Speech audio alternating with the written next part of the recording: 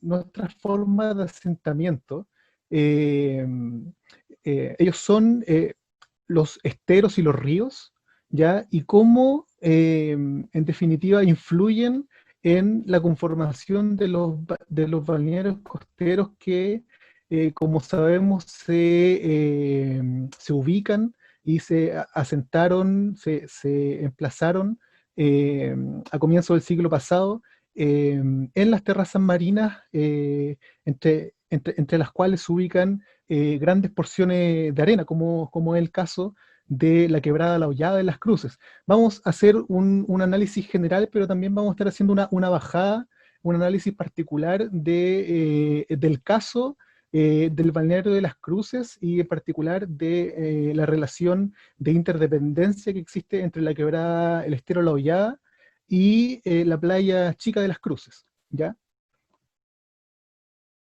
Vamos a conversar de lo que a mí me gusta llamar las plazas de arena y mar, ¿ya?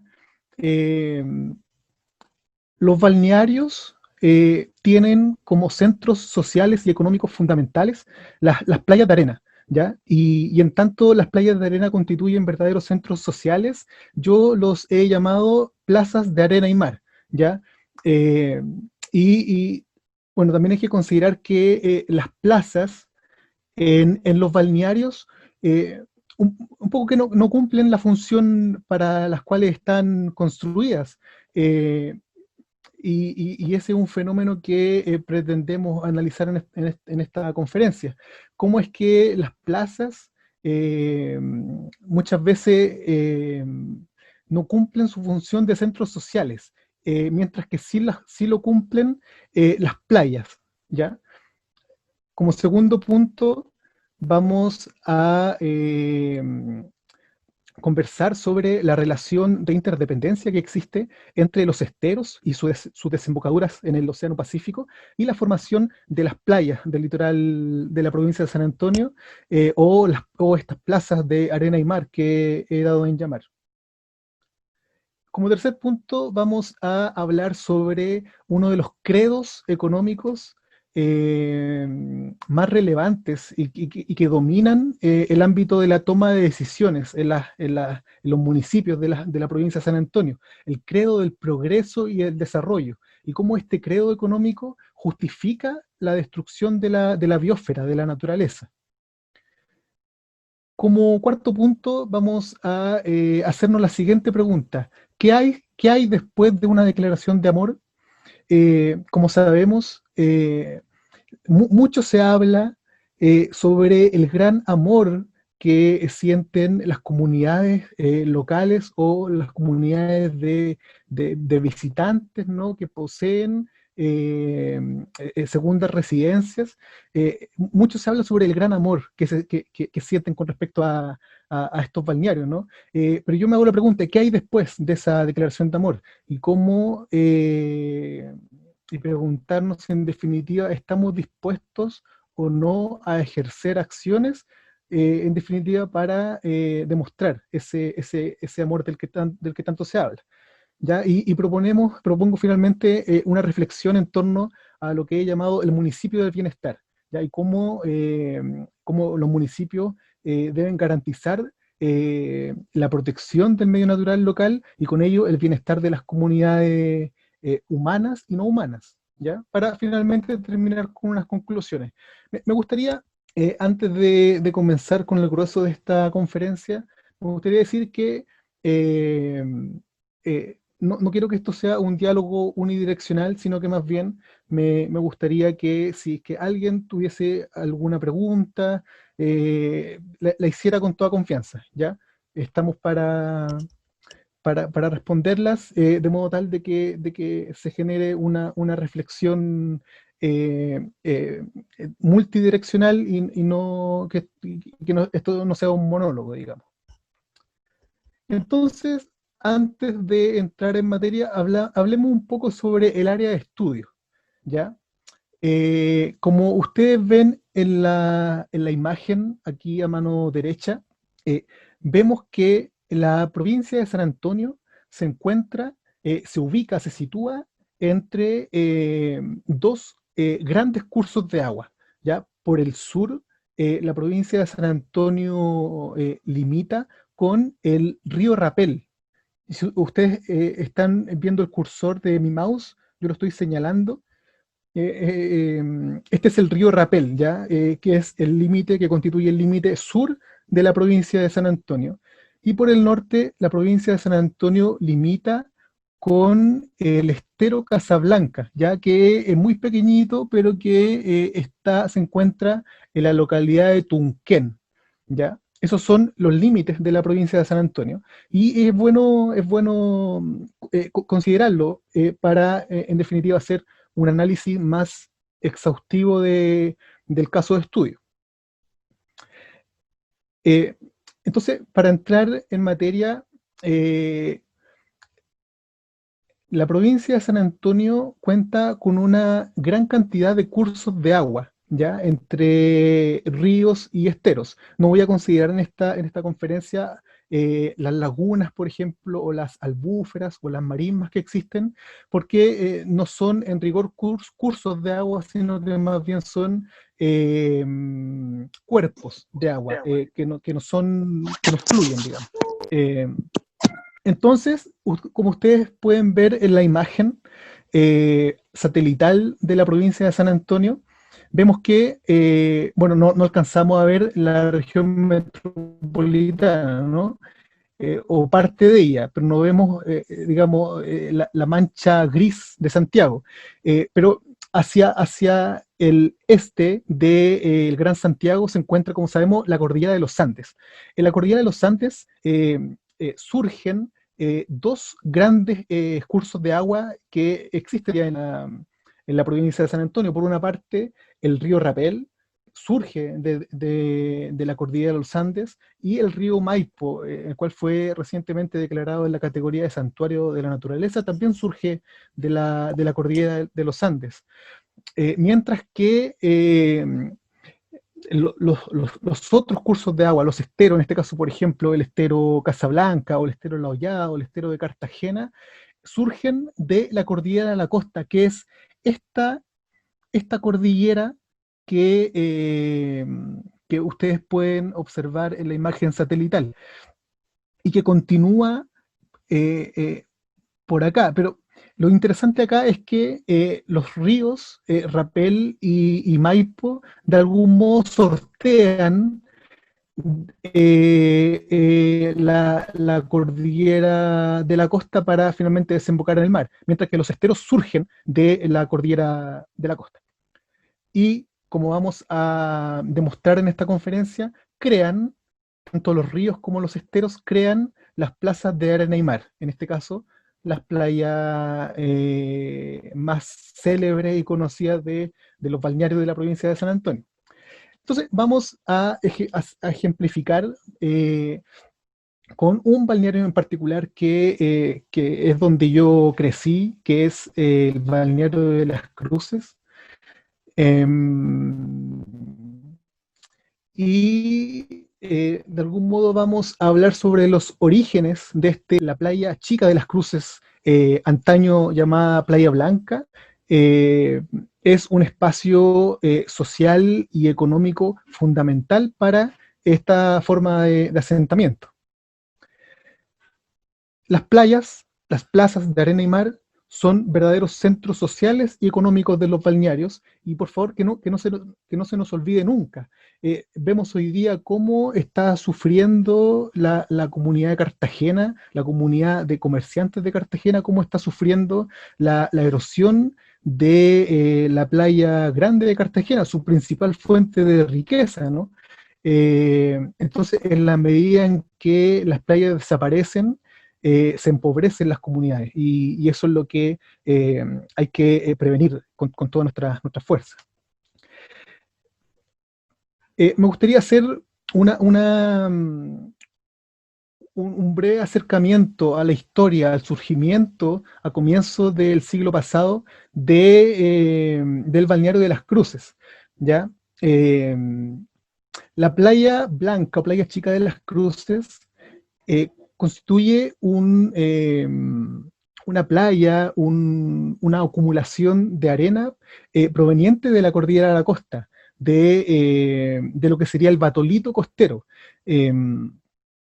Como sabemos, los esteros transportan arenas claras, ¿no?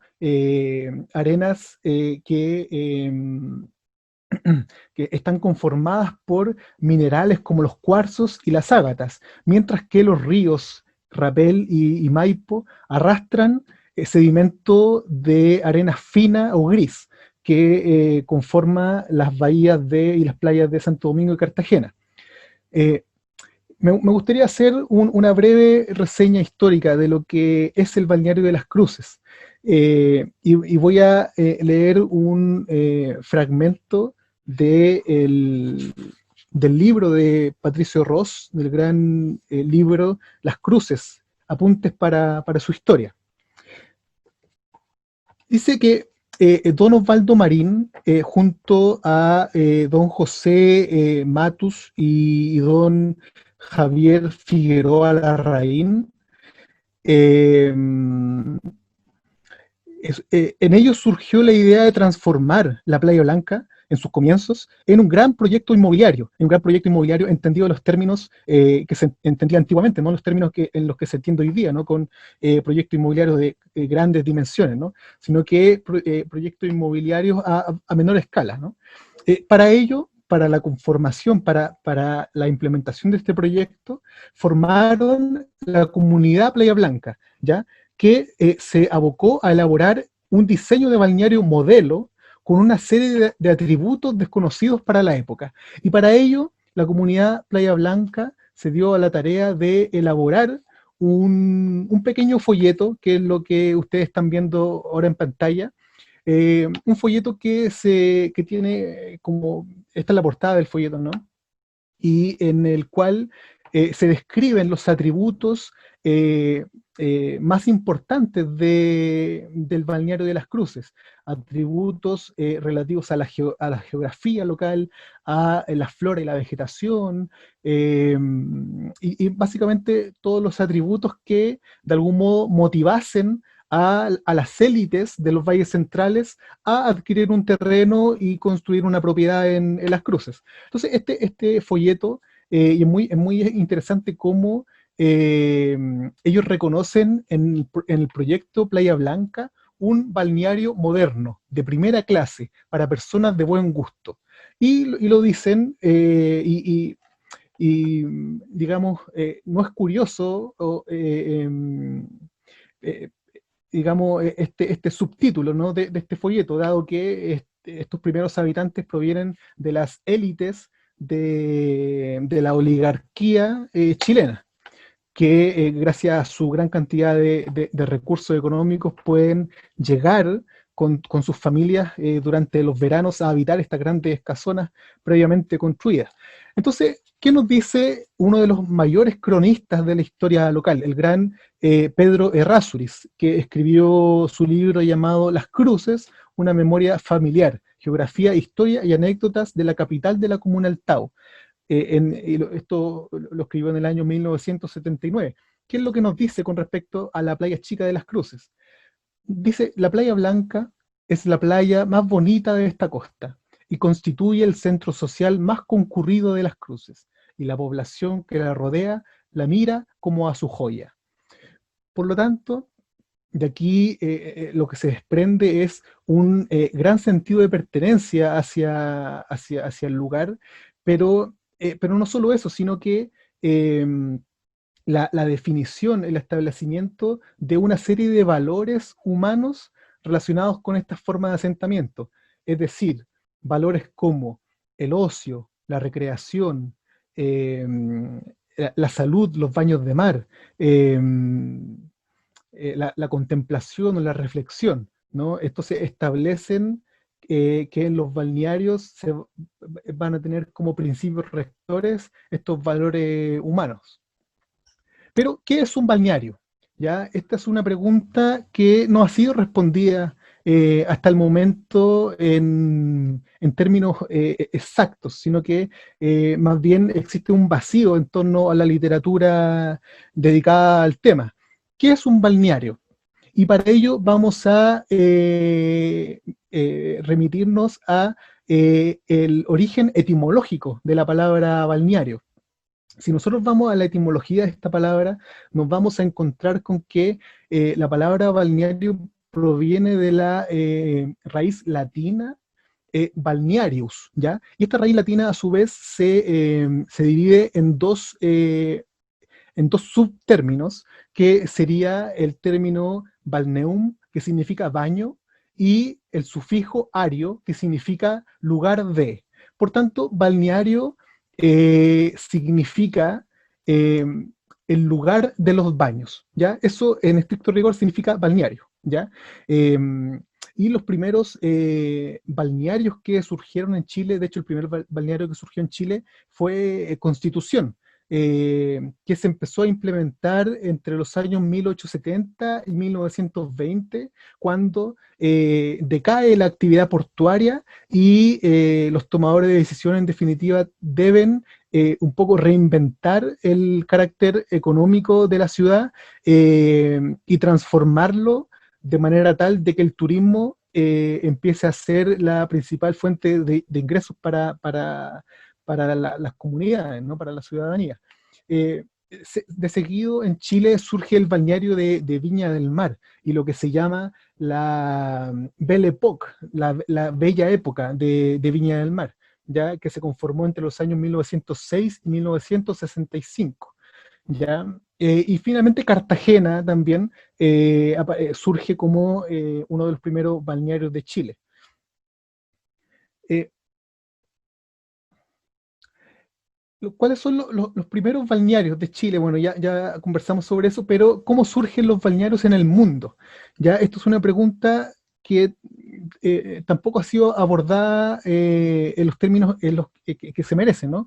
Eh, los balnearios surgen en la Europa medieval, por ahí por el siglo XII, en el imperio, en pleno imperio romano, en donde los estudios sobre el higienismo y sobre las cualidades de los baños termales empieza a hacer eco en la ciudadanía y se instalan grandes villas balnearias fuera, o sea, dentro de las ciudades, pero en ciudades muy alejadas de las costas, ¿ya? En esos momentos se empieza a hablar mucho, por ahí por el siglo XII, de las bondades terapéuticas de los baños termales, ¿ya? Sin embargo, en Chile, durante el siglo XVIII, cuando decaen los prejuicios de origen medieval respecto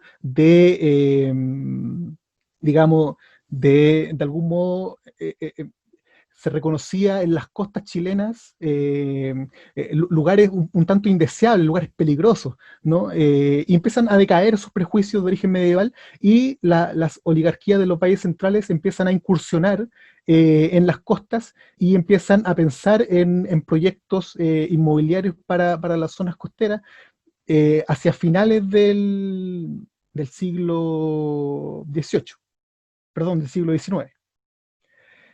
Y surgen como principales elementos de los balnearios el bañista y el higienismo, como una nueva mirada con respecto al mar en relación con sus bondades terapéuticas, ¿ya? Y el bañista surge como un personaje esencial para los balnearios, ¿ya?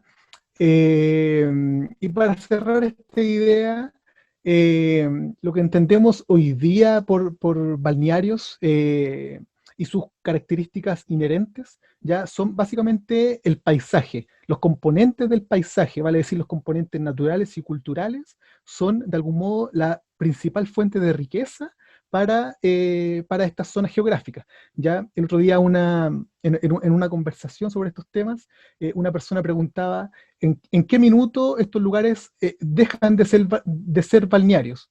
Y yo lo que respondí a eso fue eh, cuando los balnearios comiencen a perder sus componentes paisajísticos, vale decir, la naturaleza costera y los componentes culturales, allí va a empezar ahí va a dejar de ser balneario, porque probablemente se empiece a transformar estas zonas en metrópolis, ¿no? Como pasó con Viña del Mar. Ahora, muchos investigadores han dicho respecto a la provincia de San Antonio que existe un fenómeno de metropolización, o sea, de crecimiento urbano que es necesario gestionar, ¿no? Disculpe, alguien parece que tiene su micrófono encendido. Ahí, ya. Seguimos entonces. Esta es una imagen muy interesante para lo que vamos a conversar a continuación, porque a continuación se viene el segundo punto, las desembocaduras y las playas. Entonces, esta es una imagen muy interesante del fotógrafo Rubén Geria, un funcionario del puerto de San Antonio que se dedica a tomar fotografía aérea con su dron. Y él en un momento fotografió el estuario del río Maipo. Y es muy interesante esto porque es posible ver esta gran columna café, ¿no? que se va adentrando en el mar. Cuando yo era más niño y viajaba a San Antonio y luego me venía de regreso a Las Cruces, en el camino veía esta gran mancha de gran mancha café en el mar. Y la gente en la micro, digamos, se sorprendían. Y algunos decían, oh, mira la caca, o mira, estos son los desechos que vierten las industrias. Y en ese momento yo no entendía de qué se trataba. Sin embargo, al investigar me di cuenta que eran más que los sedimentos provenientes y que son provenientes desde la alta cordillera y que son arrastrados por el caudal del río Maipo y que en definitiva son expulsados mar adentro, ¿ya?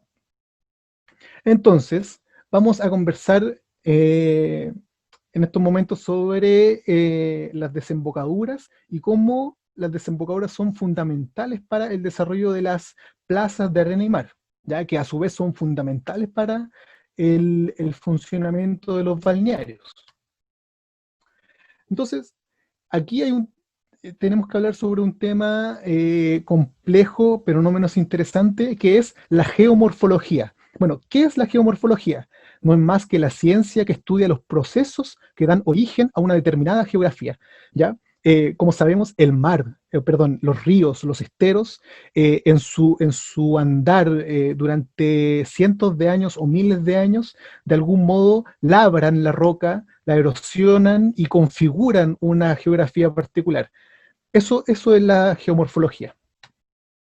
Y para que la geomorfología funcione, digamos, para que los siglos geomorfológicos funcionen adecuadamente, hay una cantidad, digamos, de factores que deben entrar en juego.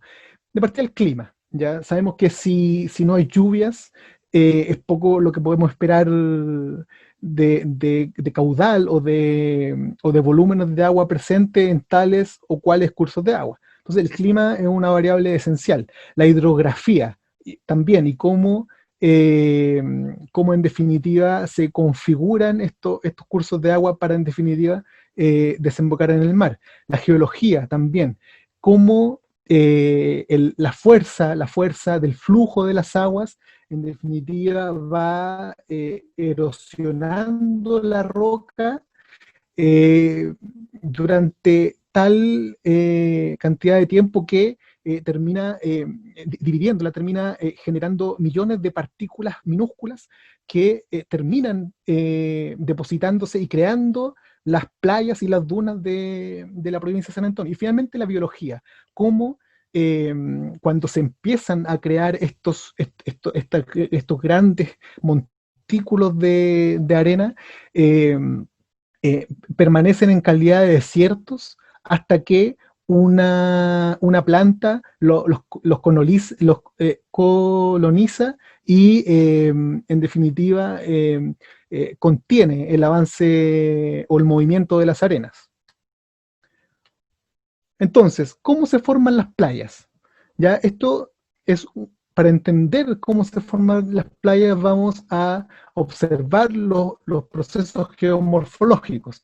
Entonces, eh, como dijimos en un comienzo, tenemos la cordillera de los Andes, en donde se crean, donde surgen el río Rapel y el río Maipo, y tenemos también la cordillera de la costa,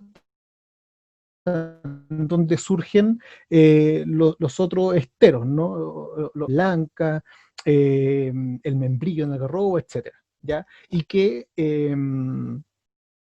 transportan minerales, sedimentos provenientes desde el batolito costero, y que no es más que arena cuarzosa de color amarillo, claro, con presencia de ágatas y de otros minerales, silicios, mientras que los ríos, en este caso el Rapel y el Maipo, como provienen desde la cordillera a la costa, arrastran sedimento de origen volcánico, ¿ya? Como las arenas grises, ¿no? Por ejemplo, de la bahía de Cartagena. Entonces, para la conformación de las playas, como hemos dicho, los cursos de agua son fundamentales porque transportan el sedimento que configura las playas. Las corrientes marinas. Aquí nos vamos a detener un momento. Eh, me gustaría que se hicieran el mono en su cabeza, el ciclo, que lo armaran en su cabeza, que funcione de la siguiente manera. Vamos a dejar aquí todos los factores que entran en juego. Entonces, los cursos de agua surgen desde la alta cordillera o desde la cordillera a la costa, arrastrando a su paso ingentes cantidades de sedimentos, ¿ya? Estos sedimentos llegan a los estuarios, como lo vimos en la imagen aérea del estuario del río Maipo.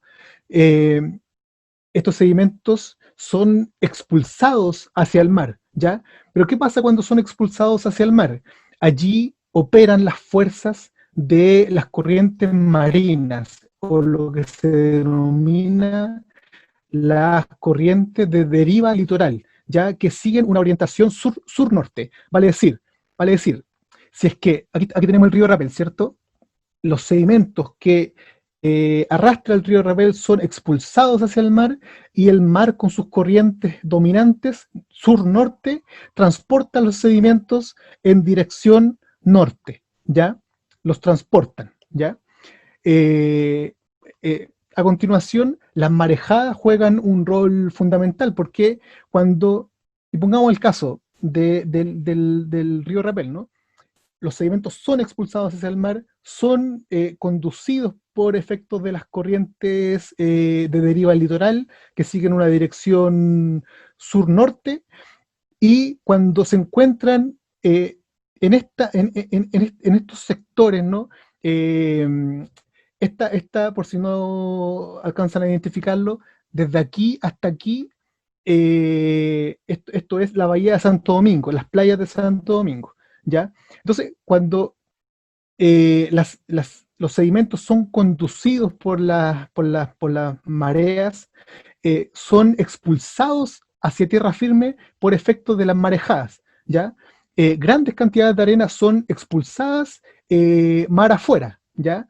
Y ahí es cuando, y aquí se me olvidó ponerlo, pero aquí es cuando el sol y su energía juega un rol fundamental, porque cuando son expulsadas estas cantidades grandiosas de sedimento, se acumulan en la orilla del mar y rápidamente son calentados, son insolados por el calor del sol, y se comienzan a separar las partículas. Una por una se empiezan a diferenciar, y cuando están suficientemente secas y diferenciadas, es cuando los vientos las empiezan a difuminar, a diseminar tierra adentro, ¿no? Y de esa manera se comienzan a formar las dunas o las playas, ¿no? Que en definitiva las dunas no son más que perdón, por ejemplo, la playa chica no es más que, la playa chica de las Cruces, no es más que una duna en miniatura, ¿no? Entonces, obedece a la misma lógica. Y entonces, cuando ya las arenas son distribuidas por acción del viento, en este caso, por ejemplo, aquí en la bahía de Santo Domingo, eh, eh, no son más que desiertos, ¿no? Pero cuando llegan las primeras plantas a colonizar el área, allí ya se transforma en otra cosa, se transforma en un ecosistema, ¿no? En un ecosistema vivo, ¿no? Con sus interacciones entre animales, plantas, etcétera, ¿no? Entonces, de esa manera se forman las playas.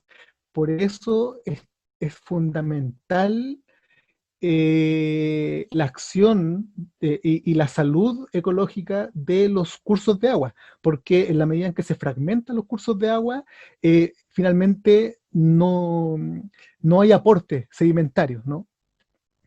Y ahora vamos a mencionar un poco el estero de Cartagena, ¿ya? El estero de Cartagena eh, proviene, ¿no? desde la cordillera de la costa, ¿ya? Y vamos a mencionar un poco la relación que existe entre este estero y la laguna de Cartagena.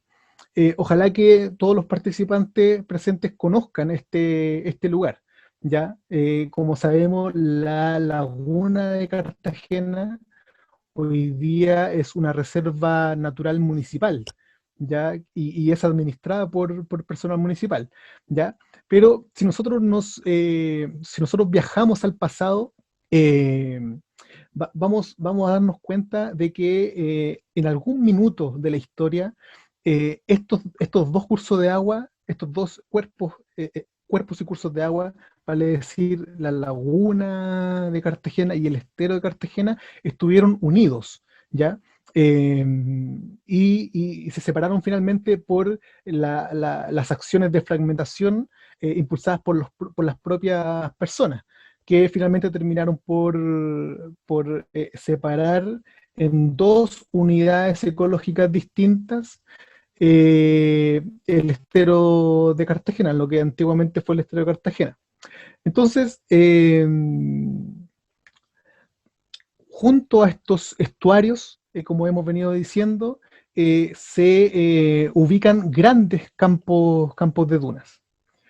¿Ya? Y que estos estuarios en definitiva son, en términos ecológicos, muy dinámicas, zonas muy, muy, muy dinámicas, ¿ya? Porque convengamos en que en estos ecosistemas existe una gran riqueza primero, de vegetación, de flora y vegetación, segundo, albergan una gran cantidad de especies animales, de aves residentes, constituyen zonas de descanso, de nidificación, reproducción y alimentación de aves migratorias, etcétera. Entonces, desde el punto de vista ecológico, los estuarios son zonas muy, muy, muy dinámicas.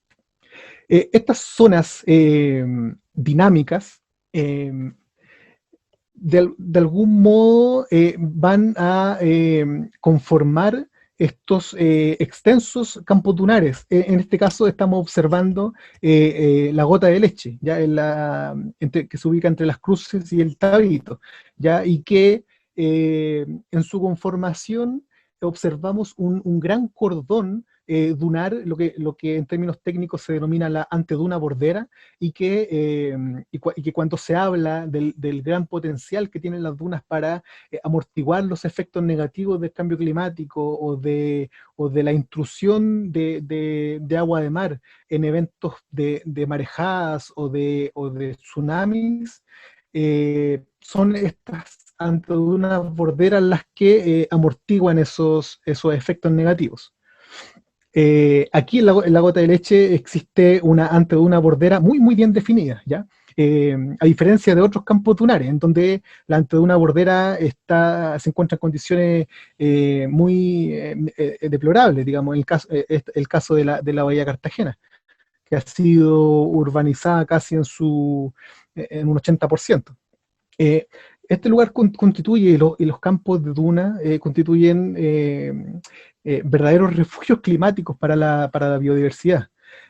Poseen una vegetación arenícola, vale decir, especialmente adaptada para vivir en arena suelta, digamos, ¿no? Y se adaptan de tal manera de generar una gran, eh, una larga raíz que se ocupe de absorber las aguas subterráneas que se encuentran hacia unos metros bajo tierra.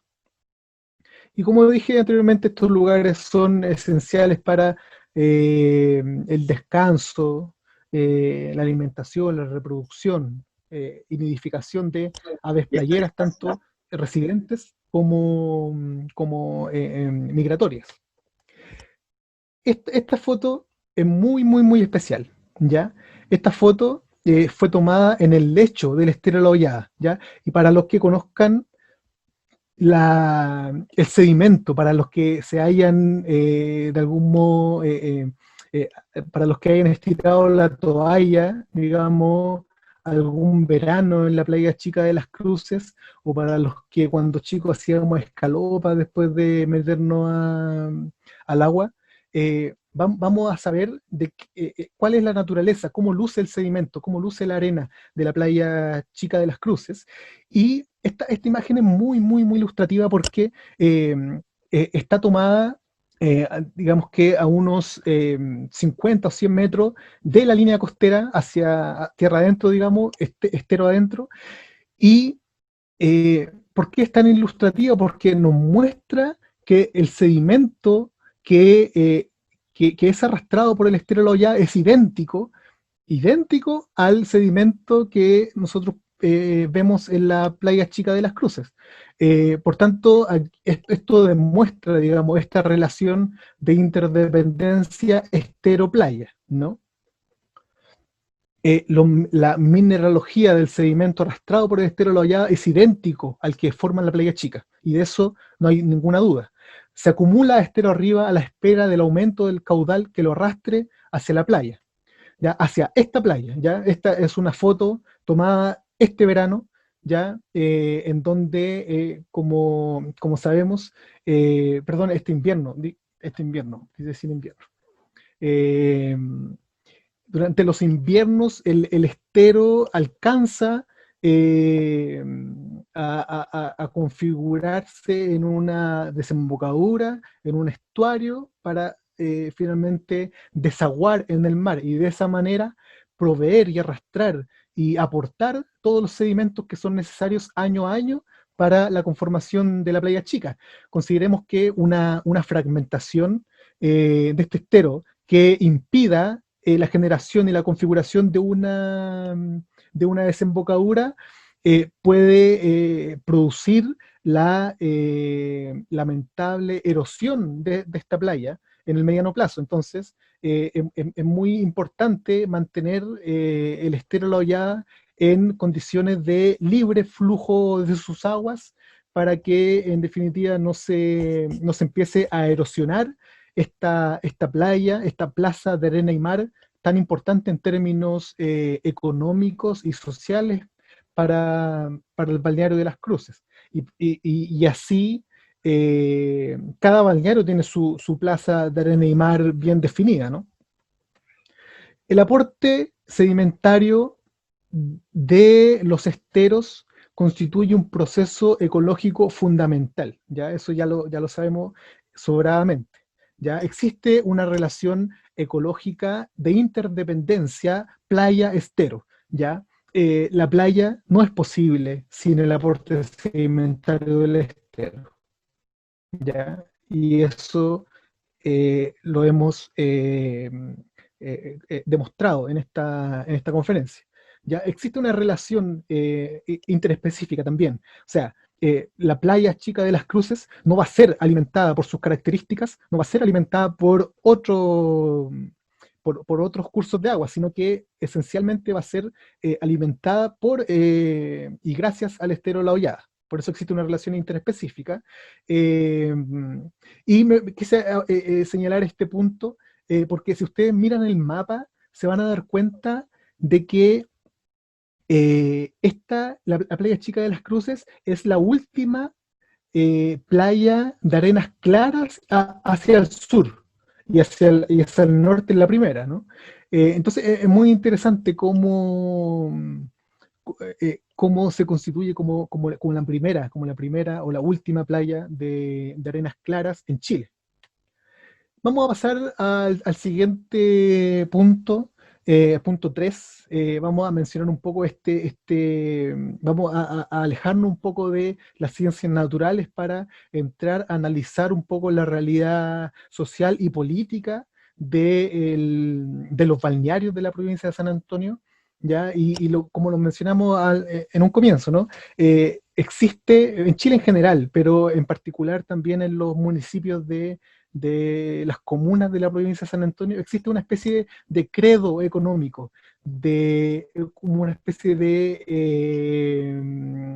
religión económica, ¿no? En la cual el progreso y el desarrollo aparecen como eh, principios rectores del crecimiento de los balnearios, ¿ya? Y vamos a demostrar cómo este credo económico de algún modo justifica la destrucción del medio ambiente local, ¿ya?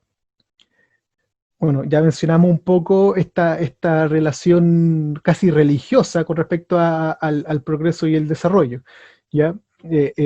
Yo siempre recuerdo los, los buses que transportan niños escolares en la comuna del Tao. Aparece un gran eslogan que dice progreso y desarrollo para nuestra comuna. Eh, Transportamos a los niños que en definitiva nos van a traer el futuro progreso y desarrollo. Entonces, realmente el progreso y el desarrollo constituyen un credo económico. Es muy cercano al fundamentalismo. Existe a lo largo de este gran credo, existe una relación política, eh, una conducta política derechamente de corrupción. Ya vamos a hablar de corrupción, porque en, en los balnearios de la provincia de San Antonio, respecto del medio ambiente, existe una importante corrupción. A mí me gusta mucho el concepto de cleptocracia, como el gobierno de los que roban, ¿no? Eh, en el caso del Tao y en el caso particular de la administración Jorquera, existía una verdadera cleptocracia. Eh, digamos, un gobierno que en definitiva se roba a manos llenas los recursos naturales de la comuna, ¿ya? A partir de esta relación de corrupción política, desde el mundo político respecto del medio ambiente, existe una desregulación de las actividades económicas que son susceptibles de generar algún impacto ambiental. Y es cosa de verlo en esta cartografía, ¿no? Aquí lo que nos muestra esta imagen es eh, lo que establece el plan regulador comunal en relación con el área que estamos estudiando en este momento, o sea, el balneario de Las Cruces. Esta es la playa chica de Las Cruces, que en términos del plan regulador comunal es una zona de protección de borde costero, mientras que el estero La Hollada es una zona de restricción de quebradas y cursos de agua, ¿ya? Hasta el momento vamos bien. Sin embargo, en los sectores aledaños a las quebradas y los cursos de agua existen una urbanidad, digamos, que muchas veces no respeta lo establecido en los instrumentos de planificación territorial. Vemos cómo hay aquí casas construidas en la zona de restricción, ¿no? Y cómo, por ejemplo, en el Estero de la Hollada se desarrollan actividades de crianza de animales, se vierten cantidades importantes de residuos de toda naturaleza, ¿no? Eh, lo cual es muy grave en términos de cómo está siendo la regulación sobre estos territorios. ¿Ya? Quiero volver un poco atrás porque no me refería a esta imagen. Esto es un terraplén, que básicamente este lugar, ¿no? Que fue construido a mediados de los años 90 y sin ninguna autorización por parte de la autoridad competente, vale decir, eh, la Dirección General de Aguas. eh, y es que eh, durante el año pasado, perdón, hicimos la denuncia ante la Dirección General de Aguas para que se subsanase esta situación, en donde tenemos un terraplén construido sin ningún tipo de estándar, estándar de tipo ecológico o estándar de tipo vial, ¿no? O de tipo urbanístico, eh, debido a que, por ejemplo, los autos pasaban aquí a toda velocidad, muchos se cayeron quebrada abajo, ¿no? Para un poco estabilizar este gran macizo de tierra, era necesario verter grandes cantidades de tierra, aplanar con una máquina retroexcavadora, ¿no? Y era un problema tremendo, que fue subsanado de alguna manera en términos teóricos, ¿no? Aún no en la práctica, pero se pronuncia la Dirección General de Aguas diciendo, bueno, municipio, usted en ningún momento nos pide autorización para construir este terraplén, entonces ahora desármelo, restablezca las condiciones ambientales originales de la quebrada y páguenos una multa de cerca de 20 millones de pesos, lo cual para las organizaciones o para los activistas ambientales del territorio es a todas luces un triunfo. Y finalmente existe eh, ya mencionamos la corrupción política, pero también existe una suerte de legitimación por parte de las comunidades que tanto aman, entre comillas, el balneario de las Cruces, que en definitiva permiten que estos políticos se salgan con la suya y en definitiva no ejerzan sus eh, eh, capacidades que la ley les mandata respecto a la fiscalización que están mandados a ejercer. Vemos aquí en esta imagen, es muy linda esta imagen porque muestra las lagunas de Llolleo y su gran riqueza ecológica. Vemos estas garzas aquí que un poco como que están pololeando, ¿no? En la laguna de Llolleo, y vemos detrás el progreso proveniente desde el puerto. Es muy linda esta imagen. Aquí, bueno, perdón, aquí repetí lo mismo, aquí cometí un error. Eh, y aquí lo que vemos, además, es una imagen tomada por André Julián, en donde muestra las albúferas con su vegetación característica en la gota de leche, ¿ya? Y bueno, en relación al punto 3, este de nuestros amados balnearios, es menester mencionar eh, un fenómeno bastante interesante que tiene relación con la comunidad nacida y criada en estos balnearios, ¿no? Que reclaman de algún modo una legitimidad superior respecto de los visitantes o respecto de las comunidades o las personas que vienen recién llegando al lugar. Y de algún modo el argumento del soy nacido y criado no constituye nada más que una justificación para negar a un otro, ¿no? Y para delegitimarlo. Entonces, aquí se pone en cuestión un poco este amor que manifiesta esta comunidad hacia su lugar, ¿no? Y se pone en cuestión toda vez que eh, no solo ejercen acciones destructivas respecto al lugar que tanto aman, sino que además omiten ciertas acciones destructivas que impulsan otras personas, ¿no?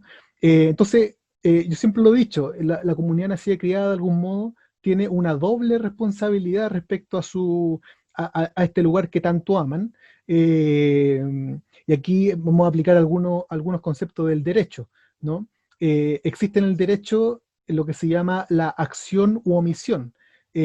Para configurar la responsabilidad por tal o cual delito, se habla de una persona que ejerce una acción y que esa acción constituye un delito, pero también se puede configurar la responsabilidad frente a algún delito haciendo referencia a la omisión respecto por parte de la comunidad nacida y criada respecto a faenas que se ejecutan y que en definitiva no remueven ni un ápice de las conciencias de quienes dicen tanto amar este lugar. Y en definitiva tienen que venir personas de afuera, ¿no? Como la Fundación Ecosta, como los participantes de la organización Salvemos Gota de Leche, que tienen que venir a los lugares un poco a hacer el trabajo, no solo de las comunidades nacidas y criadas, ¿no? Que están de acuerdo con su amor, ¿no? Mandatadas a ejercer acciones de protección, sino que también de algún modo hay que hacerle el trabajo a los concejales que en su naturaleza están mandatados a fiscalizar y no lo llevan adelante. Entonces, ¿qué hay después de una declaración de amor, ¿no? Cuando yo declaro mi amor hacia una persona o hacia un lugar, este amor va asociado o va complementado con una serie de acciones que yo ejerzo en definitiva para demostrar este amor y para hacerlo patente, ¿no? Entonces, para terminar, aquí hablamos de que después de esta declaración de amor, ¿qué es lo que viene? ¿Qué pasa? No podemos quedarnos únicamente en una declaración, sino que debemos realizar acciones que lo demuestren. Y me gusta mucho el concepto del municipio del bienestar, un poco analogando la versión nórdica, ¿no? De los estados del bienestar, que de algún modo eh, toman lo mejor del capitalismo y del comunismo y hacen una mezcolanza que en definitiva deriva en, eh, en bienestar general para las personas que viven en estos lugares. Entonces me gusta mucho el concepto de municipio del bienestar. Pero, ¿qué elementos tienen que configurarse para que realmente estemos en presencia, para que realmente, digamos, eh, podamos decir, oh, estamos frente a una administración que realmente está velando por nuestro bienestar? Para ello, eh, es fundamental la elaboración de un proyecto común. Aquí en las comunas de la provincia de San Antonio no existe algo así como un proyecto común, ¿ya? Y es cosa de observar la administración anterior, ¿no? La administración jorquera, en donde eh, y solo un dato para demostrar esto. La administración jorquera durante 12 años administró un territorio sin una carta de navegación propia, sino que con carta de navegación me refiero al plan regulador comunal.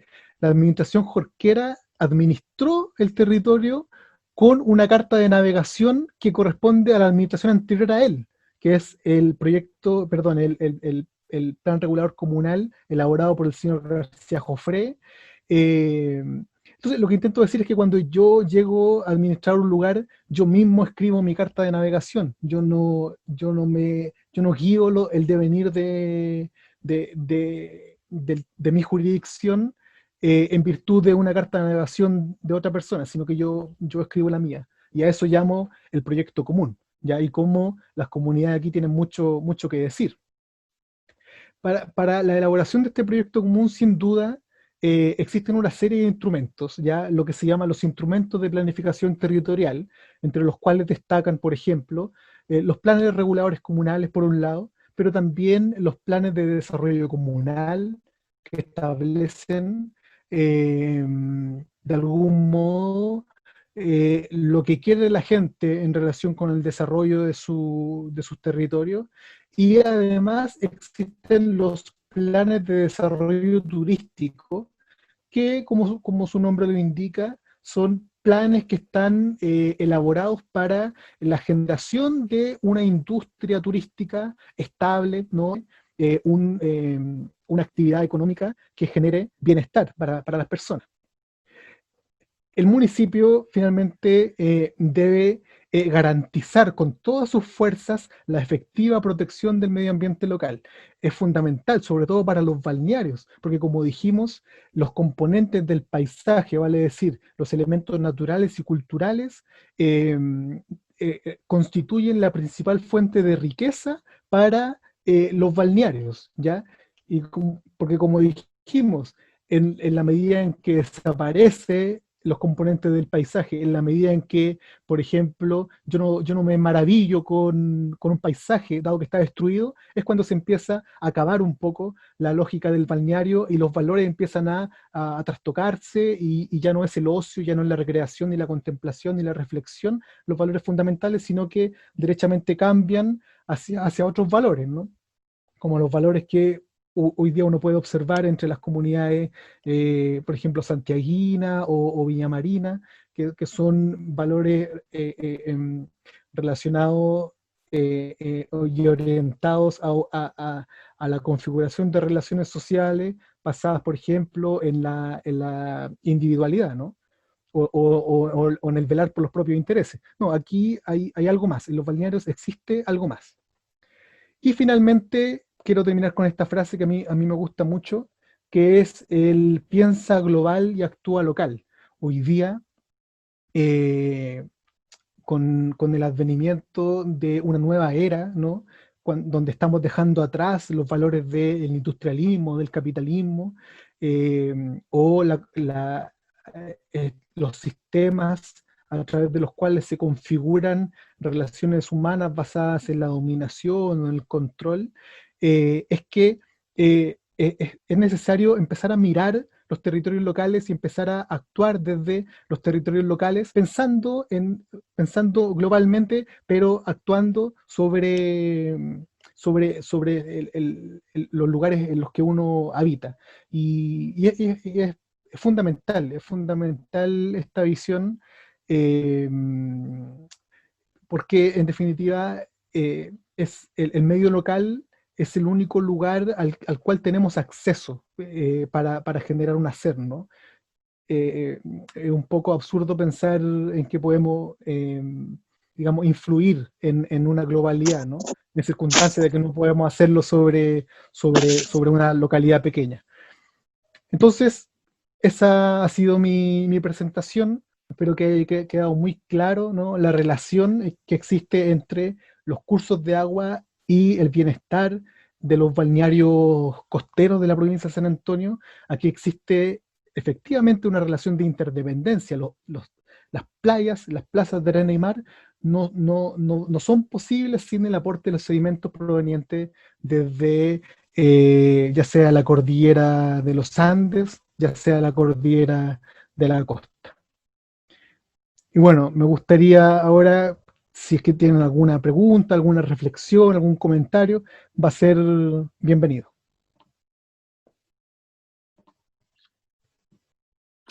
Claudia, ¿cómo estás? Hola, buenas noches.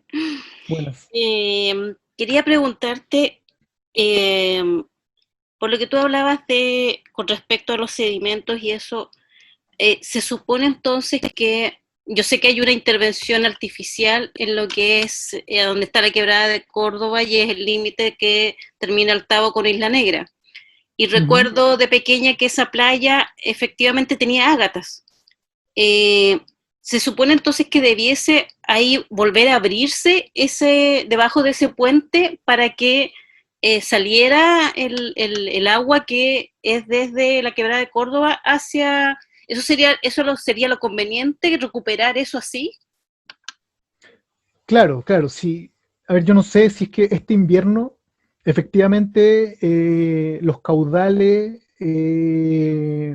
de agua que arrastra digamos, Córdoba, fueron lo suficientes como para abrir la playa.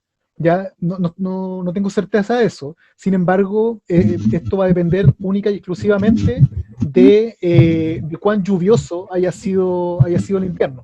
De manera tal de que grandes volúmenes de agua, en definitiva, cuando llegan al final de su recorrido, sean tales de que abran la playa y que puedan desembocar en el mar y de esa manera aportar con todos los sedimentos que transporta.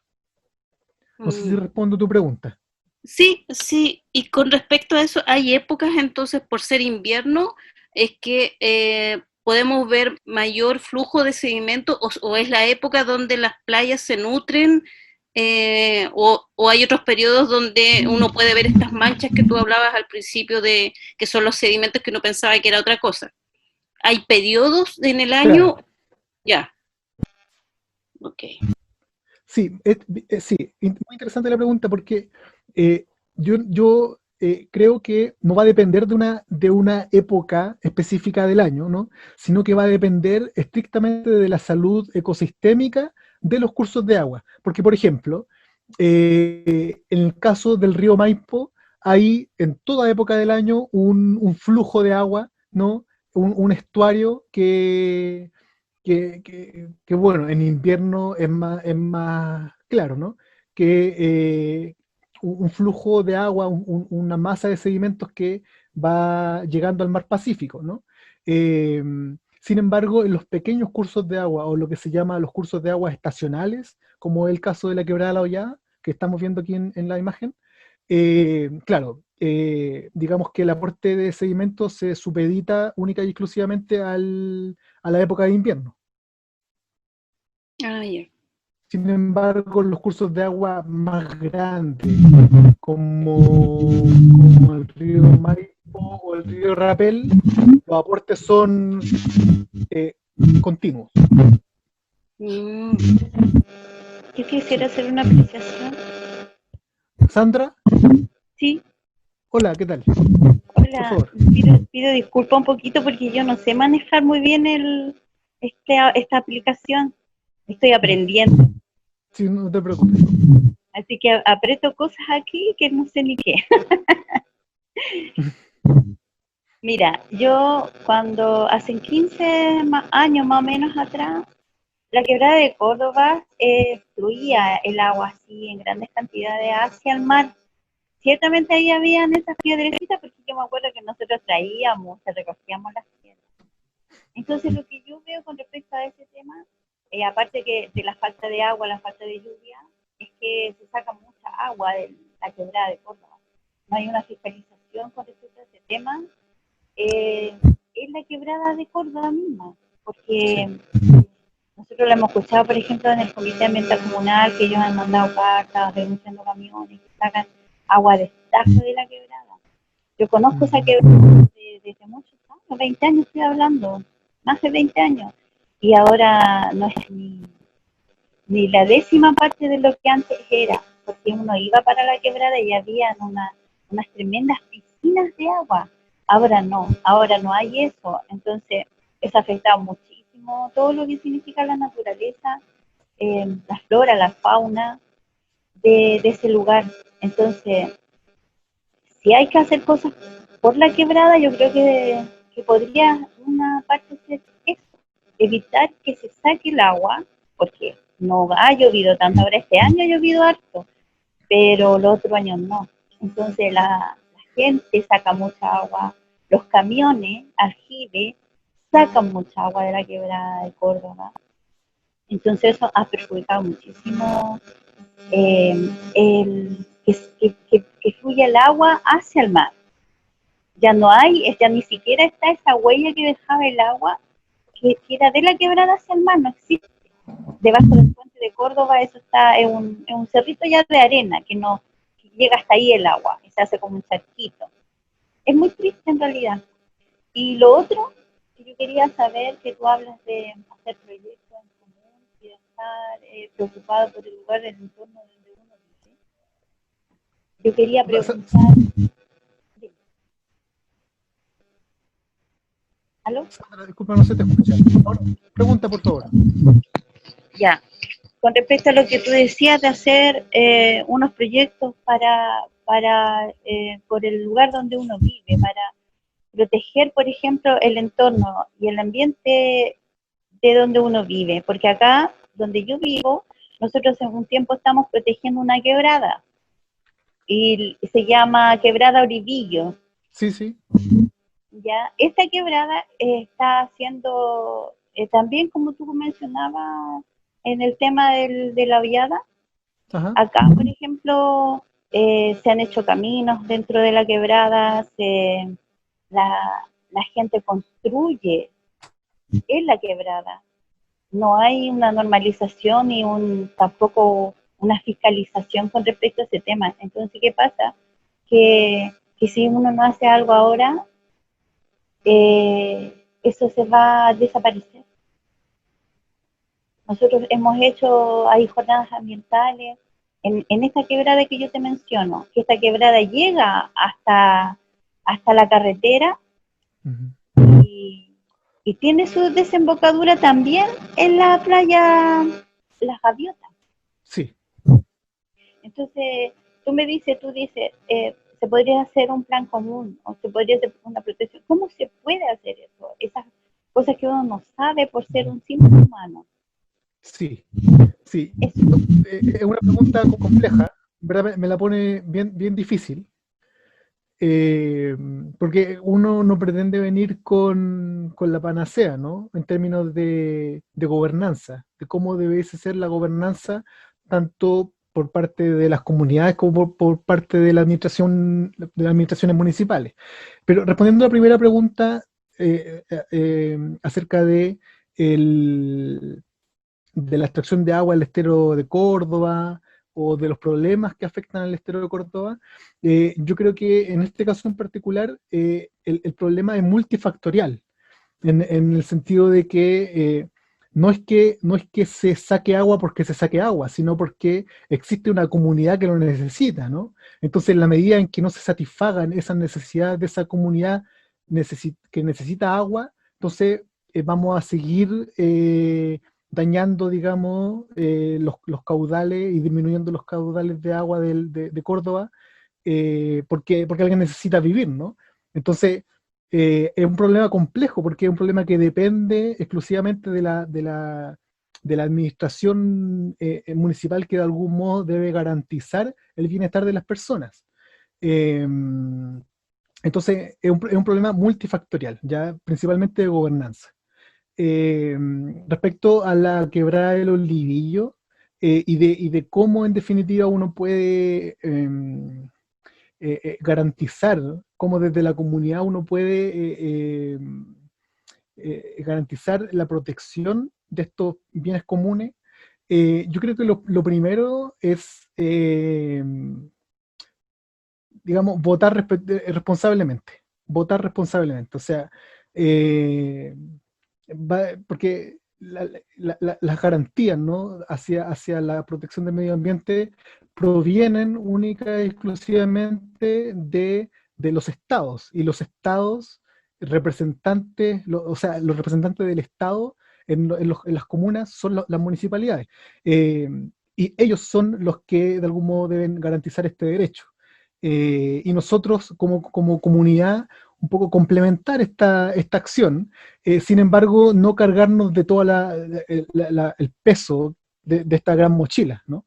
Entonces, yo no sé si mi respuesta satisface la pregunta, eh, pero yo pensaría en votar responsablemente, de modo de elegir representantes que garanticen este derecho, ¿no?, y que se la jueguen por la fiscalización y por el cuidado de estos ecosistemas.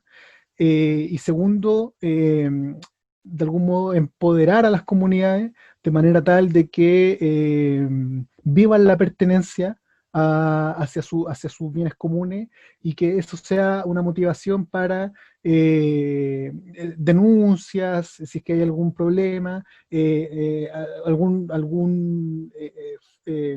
postulación a algún fondo que derive y que posibilite, por ejemplo, el desarrollo de alguna infraestructura y que valorice el lugar. Un sendero o información eh, que empodere o que eduque a las comunidades.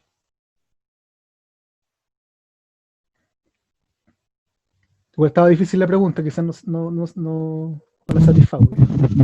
No, sí.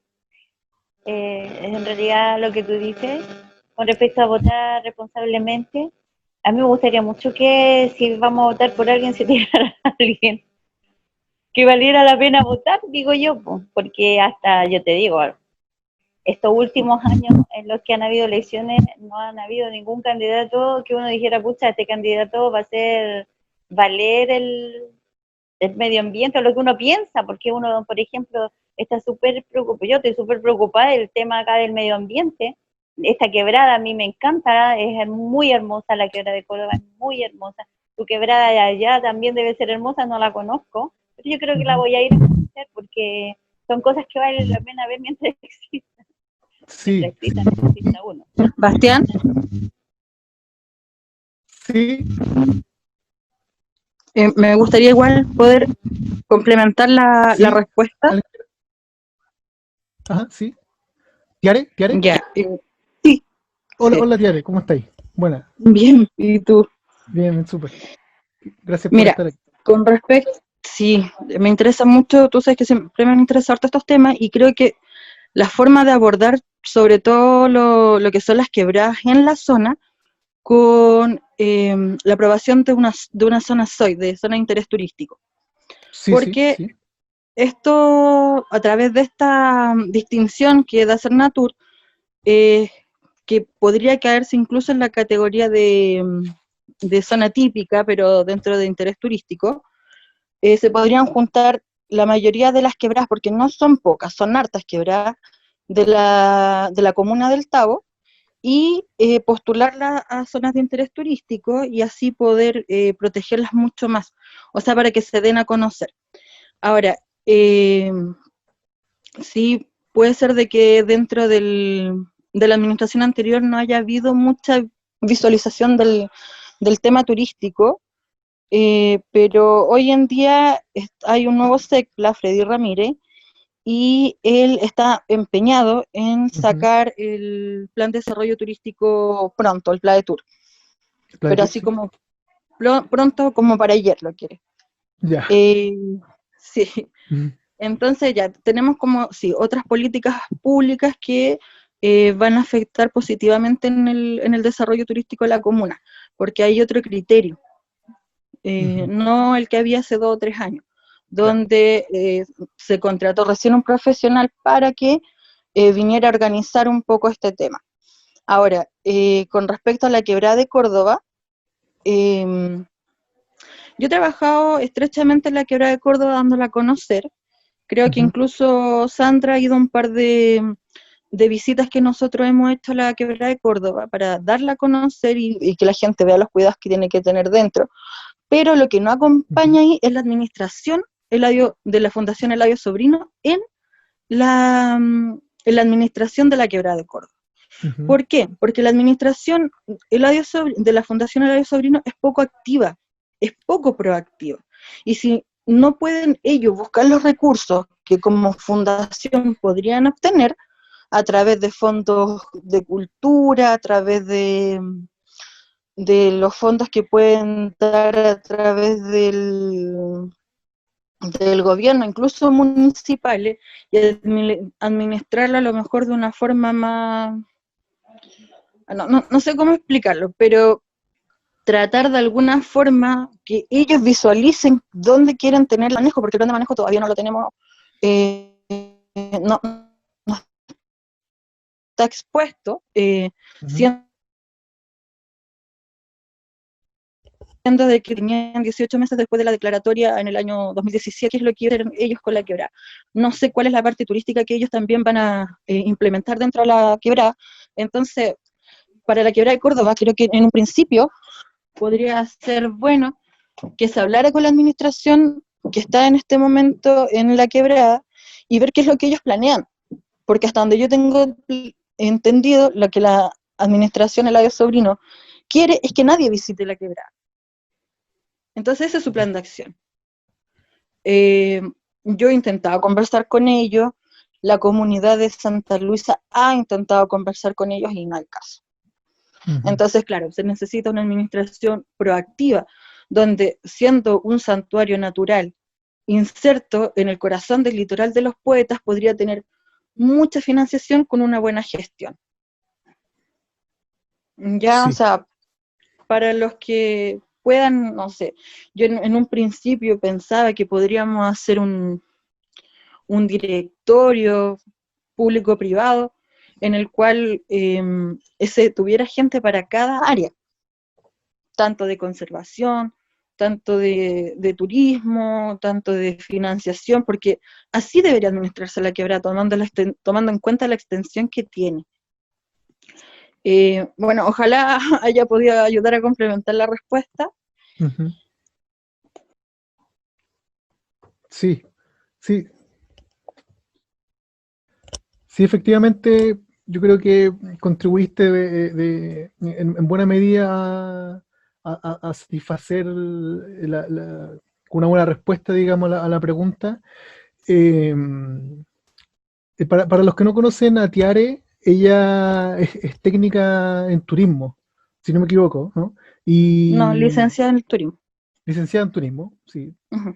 Ella trabaja para la oficina de turismo, para el departamento de turismo de la Municipalidad del Tao. Y qué bueno que esté aquí, porque de esa manera podemos no solo intercambiar ideas, sino que también poder pensar en algo más concreto, ¿no? Sí, yo he escuchado de hartas personas, digamos, que la administración de Córdoba por parte de Eladio Sobrino, de la fundación, digamos, deja mucho que desear. También he escuchado esa crítica de la poca proactividad.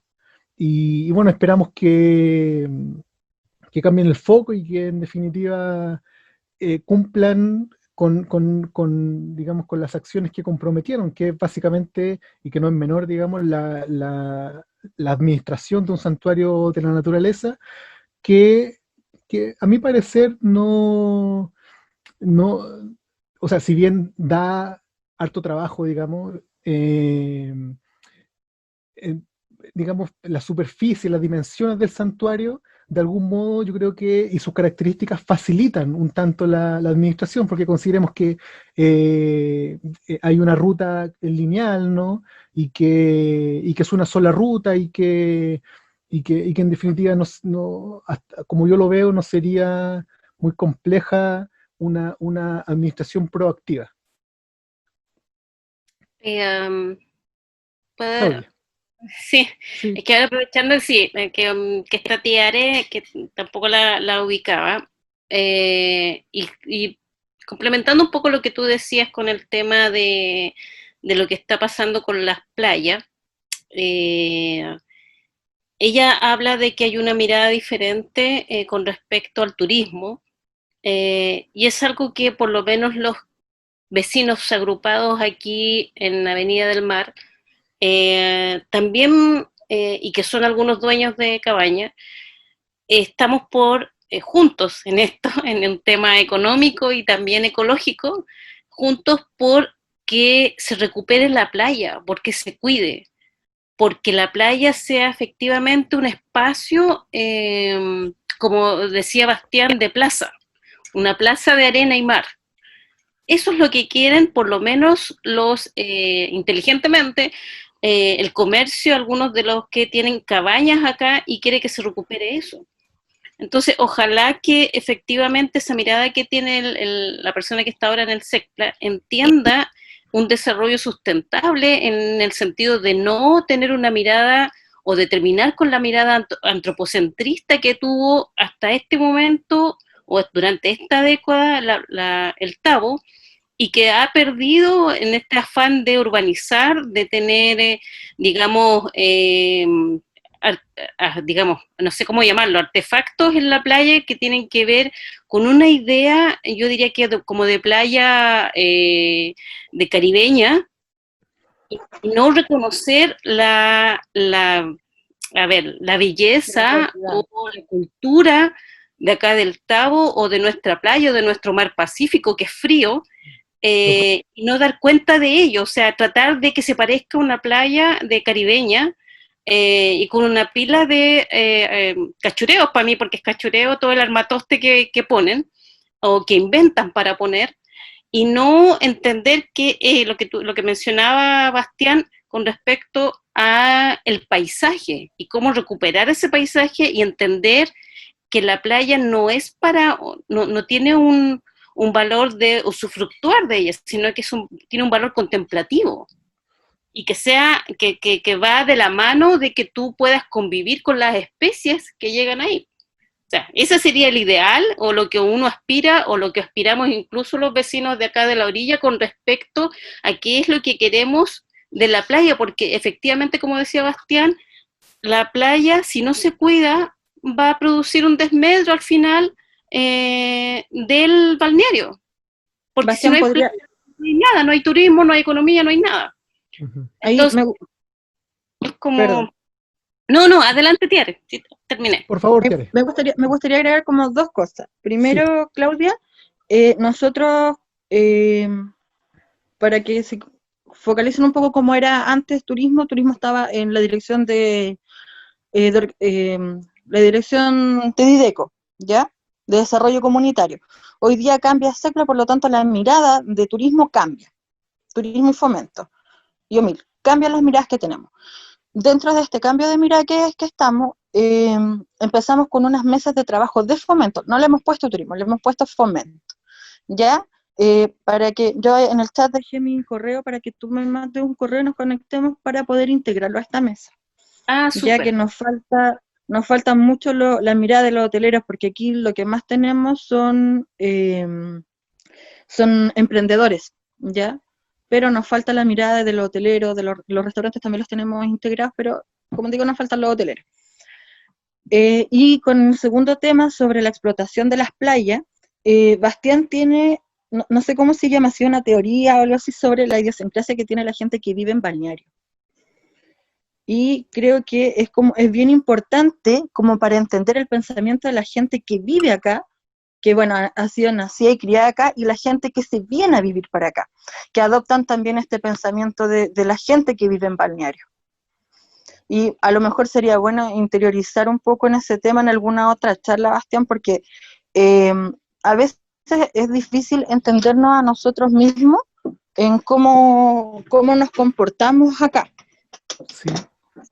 Así que no sé, pues lo dejo ahí abierto en el caso de que se pudiera hacer una charla de eso, que yo por mi parte lo encuentro muy interesante y creo que ayudaría mucho a la comunidad a entender el por qué somos así. Sí, tú lo que buscas en definitiva es que se genere una discusión o una charla que aborde el fenómeno del nacido y criado, entendiéndolo como la sumatoria de las conductas o de los rasgos psicológicos que en definitiva conforman una identidad, ¿no? Sí. Sí, eso se podría hacer y sería muy interesante. ¿Alguien tiene algún comentario, otra consulta, sugerencia para ir cerrando?